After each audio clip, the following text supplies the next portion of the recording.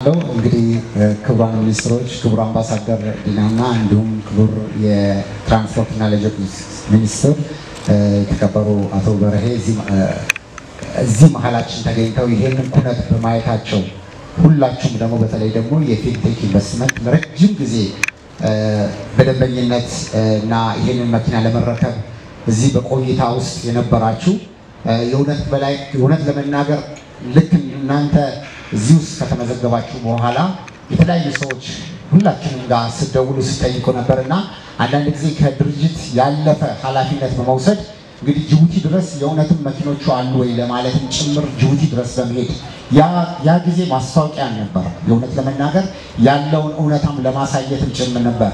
እዛ ተጭኖ ከመጣ በኋላ ደግሞ እንግዲህ ምንድነው ሞጆም ደግሞ ከማነው አዳማ ከመጣ በኋላ ደግሞ የነበረው ሂደትም ደግሞ አዳማ አስጭኖ ለመምጣት የሄድንበት ርቀት የእውነት ለመናገር ምን ያህል በጉጉት ሲጠብቁ ምን ያህል ረጅም ጊዜ በትዕግስት እንደተጠበቃችሁ በመጠየቅም ጭምር ነው። ከዛ በኋላ እንግዲህ በአምባሳደርነት እንኳን እኛ ተሹመን ለዛ የሚሆን ነገር ለእያንዳንዳችን አምባሳደሮች የሚሰጠውን ሂደት ለማድረግ እንኳን እንደው ተቀብሎ ለመውሰድ እንኳን በጣም የመሳቀቀው ነገር ያህል ድረስ ነበር ውስጣችን የነበረውና ግን ያንን ሁሉ ውጣውረድ አልፋችሁ ደግሞ ዛሬ ለዚህ ቀን በመብቃታችሁ ደግሞ እናንተን እንኳን ደስ ያላችሁ ማለት ፈልጋለሁ። የእውነት ፊንቴክ ኢንቨስትመንት ትልቅ ነገር አድርጓል። ማህበራዊ ግዴታን በመወጣት አኳያ ቀደም ሲል እንደተገለጸው በጎዳና ህይወት ላይ የነበሩ በጣም በአስቸጋሪ ሁኔታ እዚሁ አካባቢያችን ስቴዲየም ላይ ከተለያየ ከቸርቸር ጎዳና ጀምሮ ያነሳናቸው ወገኖቻችንን ለመርዳት ቀደም ሲል ወደ 1 ሚሊዮን ብር ድጋፍ አድርጎልን ነበረ። ከዛ በኋላ ግን ወደ ፋውንዴሽናችን መጥተው በጎበኙበት ሰዓት ላይ አዲሱ ፋውንዴሽናችንን ለመገንባት እኔ የነበረችኝን አንድ መኪና የመጨረሻው ደረጃ ሲደርስ ያ የበኪራይ ቤቶች ቁልፍ የገዛንበት እዳ ነበረና ያንን እዳ ለመክፈት ቀጥታ መኪናዬን የሸጥኩት እና ብዙም እንግዲህ ምናልባት ኮሜዲያን ሸቱ ላይ ኢንተርቪውን ካያችሁት እዛ ላይ ነበርና ያቺን ቪዲዮ እንግዲህ የድርጅቱ አስተዳደሮች አይተው ነበርና እንግዲህ ከነበረ የመጀመሪያ ስጦታ ከፍ አድርገው በማድረግን ጭምር ለኔ ክብር ይመጣናል የሚለውን ነገር ይሄን በማድረጋቸው የተሰማኝን ክብርና የተከበረ ትልቅ በክብር እንድታመሰግኑልኝ እጠይቃለሁ። ከዚህ ባለፈ እንግዲህ ሌሎችም አምባሳደሮች የዚህ ተጠቃሚ የሆናችሁ ሁሉ እጅግ በጣም እናመሰግናለን። ከምንም በላይ ትልቁ ዓላማ በዚህ ሂደት ውስጥ አረንጓዴ አሻራን በሀገራችን ውስጥ በትልቅ መንገድ እየተተረጎመ ያለ ሂደት ነው። ያንን ሂደት ደግሞ በተለየ መንገድ የሚደግፍ ደግሞ የዚህ የኤሌክትሪክ እንግዲህ ተሽከርካሪዎችን ወደ ሀገራችን በማምጣት ፊንቴክ ኢንቨስትመንት እያደረገው ያለው ነገር የእውነት ሊታመን የማይችል ነውና ይህን በማድረጋችሁ ፊንቴክ ኢንቨስትመንቶች እንድትኮሩ ለሀገርም ትልቅ ስራ እየፈጠራችሁ ያላችሁ ናችሁና በዚህ አጋጣሚ ማመስገን እፈልጋለሁ። እጅግ በጣም አመሰግናለሁ።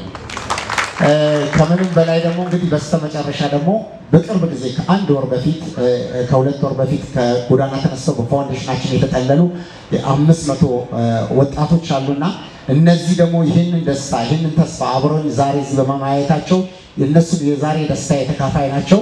እንደውም ክብር ሚኒስትር እዚህ ካሉ ረመዳን ሰዓት ላይ በክብር ሚኒስትር እንግዲህ በትራንስፖርት ሎጂስቲክስ ሚኒስትር ውስጥ የኢፍጣር ፕሮግራም አዘጋጅተን ነበርና እነዚህ ወጣቶች ናቸው ሄደው በዛ ውስጥ ለ1000 የሚሆኑ ወገኖች የኢፍጣር ፕሮግራም እድል ትራንስፖርት ሚኒስትር እድል ሰጥተው ያደረግልና ክብር ሚኒስትርንም በዚሁ አጋጣሚ እንድታመስገኑ እንፈልጋለን።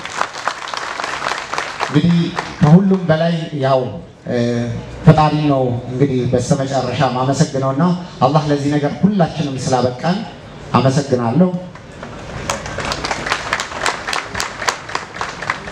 ወንድም ካሊድ በድጋሚ እንኳን ደስ አለ። እንግዲህ የጊዜ ጉዳይ ነው እንጂ በሂደት ብዙዎች እጅ ውስጥ በመግባት የብዙዎቻችንን የትራንስፖርት እንቅስቃሴ የኑሮ ዘዬ ቀላል የሚያደርጉት የኤሌክትሪክ የቢዋይዲ ተሽከርካሪዎች ሁላችንም እጅ ውስጥ መግባታቸው አይቀርም። ለዚህ ዙር ግን እነማን ደግሞ ፊት ለፊት ወጥተው በአምባሳደርነት ወክለናቸው ይሄንን እድል አግኝተዋል የሚለውን ይፋ ማድረግ ስላለብን ጭምር ነው። በማስከተል አንድ ከፍተኛ የስራ ኃላፊ ቀጥሎ ያለውን የቁልፍ ርክክብ እንዲቀላቀሉን በታላቅ አክብሮት እንጠይቃለን። የአዲስ አበባ ከተማ አስተዳደር የትራንስፖርት ቢሮ ኃላፊ ክቡር አቶ ያበባል አዲስ በታላቅ አክብሮት ወደ መድረክ እንዲመጡልን እንጠይቃለን።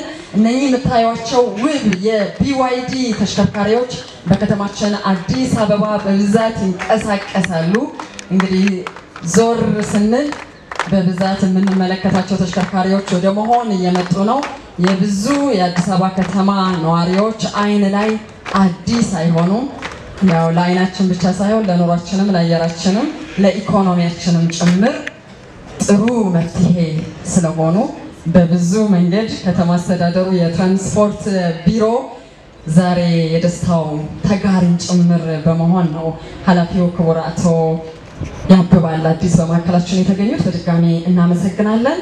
በማስከተል ሌላው በዚህ ዙር በይፋ እዚህ መድረክ ላይ የፊንቴክ ኢንቨስትመንት አምባሳደር በመሆን ቁልፍ የሚቀበለው ቀደም ሲል ከኔ ጋር መድረክ ላይ ወጥቶ መድረክ ሲመራ የነበረው በመካከል ስራውን አቋርጦ ይሄንን ቁልፍ ለመረከብ ከጓደኞቹ መካከል ያለው አርቲስት ይገረም ደጀኔ ይሆናል።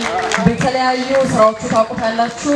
በቲያትርና ፊልሞች፣ የቴሌቪዥን ተከታታይ ድራማዎች፣ ማስታወቂያዎች፣ በሚዲያ የመዝናኛ ፕሮግራሞች እንደዚሁም በበጎ አድራጎት ስራዎች የተለያዩ ማህበራዊ ኃላፊነቶችን በመወጣት ጭምር ይህንን ቁልፍ ለመረከብ በአምባሳደርነት የስራ ኃላፊነቱ BYD ኤሌክትሪክ ቅንጡ ዘመናዊ ተሽከርካሪ እየነዳ ግንዛቤ ለመስጠት ትልቅ ኃላፊነትም ጭምር እየተረከበ ነው። ይገረም እንኳን ደስ አለህ፣ እንኳን ለዚህ ዕለት አበቃ። በBYD ሶንግ ፕላስ ህይወቱን የበለጠ ቀላል ያደርጋል። አርቲስት ይገረም ምን ትላለህ? አንተ ደግሞ ጥቂት እንስማ።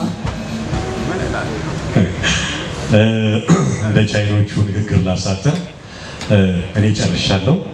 መኪና ያለበትን ቦታ ንገሩኝና እየነዳሁ ቤት። በጣም አመሰግናለሁ። ጨዋታው እንዳለው ነው። ቅድም ብየዋለሁ። ይሄ በጣም ታሪካዊ ቦታ ላይ ነው ያለነው። ፊንቴክ ኢንቨስትመንት እንግዲህ ይሄንን ያለ ምክንያት አላሰበውም ብዬ አስባለሁ።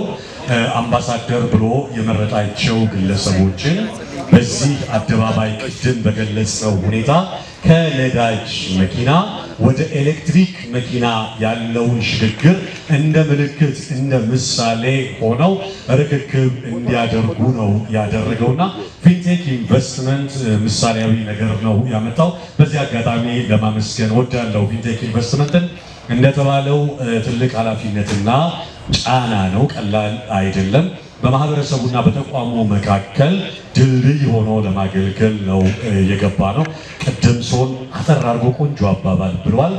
ማህበረሰቡን የሚጠቅም ነገር ስለሆነ ብለን አምነን ገብተንበታል። ስለዚህ ከዚህ አንጻር ቅድም የተዘረዘሩ ጥቅሞች እንግዲህ እስከተለወጠ ድረስ አሁን ፊንቴክ ኢንቨስትመንት የፕሮሞሽን ማርኬት ላይ ነው ያለው። ይሄንን እድል እስከመቼ ይሰጣል አላውቅም። እንደ ተቋም የሚወስነው ነገር ነው። ነገር ግን በአሁኑ ሰዓት በዚህ ጊዜ እየሰጠ ያለው አማራጭ የትም ቦታ ሊገኝ የማይችል አማራጭ ነውና ብዙዎች ስራ ፈጠራ የሚያገኙበት እድል ከመሆኑ አንጻር ሌሎች ሰዎችን የዚህ እድል ተጠቃሚ ሆኖ በርካታ ሰዎች ከጊዜ ጋር ተያይዞ ጥያቄ ያነሳሉ። እሱ ጥያቄ ለመመለስ ከፊንቴክ ጋር አብረን እንሄዳለን። ቅድምም ብሏል። ድንገት ማን ነው ጅቡቲ ድረስ መሄድ ላይ ይጠበቅብን ይችላል።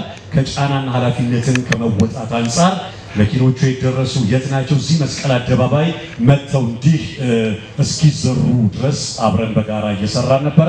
በቀጣይም እንግዲህ BYD ካምፓኒ ጋር የ20,000 መኪና ስምምነት አድርጓል። እዛ ድረስ ሄደን ያለውንም ነገር ለማየት ድርጅቱ እንቅስቃሴ እያደረገ ነው ያለው።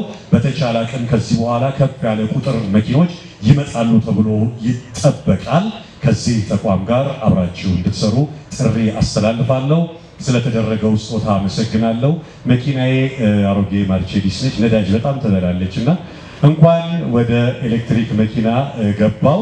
ይሄ ድል ለእናንተ የሚደርስ ለማለት እወዳለሁ።